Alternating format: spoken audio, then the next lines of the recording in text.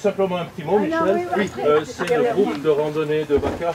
Ici, on est sur un site effectivement d'un village en ruine. En fait, ici, le comte Venessin appartenait à l'époque, avant d'appartenir au pape, il appartenait au comte de Toulouse. Donc Geoffroy de Velasque, en fait, il était seigneur de Durban, de la Roquelric et de Baume de Venise.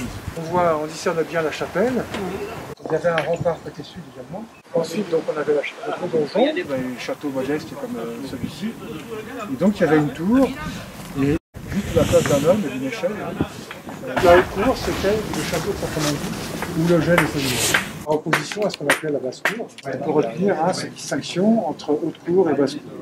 On a su gérer l'eau. Cette réserve d'eau, on l'a découverte parce qu'on a eu envie, on a eu l'intention de construire une première maison d'accueil. Comment l'eau elle arrivait dans cette citerne. On s'est dit c'est sûrement en prenant l'eau des toits, comment on fait un toit et comment on fait de la récupération d'eau. On a eu l'idée de construire, de faire cette gouttière, c'est du cèdre du Grand Tour. Il faut venir en plein été, il fait très très chaud et là on prend conscience du problème de l'eau. Et les propriétaires étaient tenus de le faire. C'était déjà la notion de bien commun dont on commence à découvrir l'importance. Sinon le village mourrait. Société.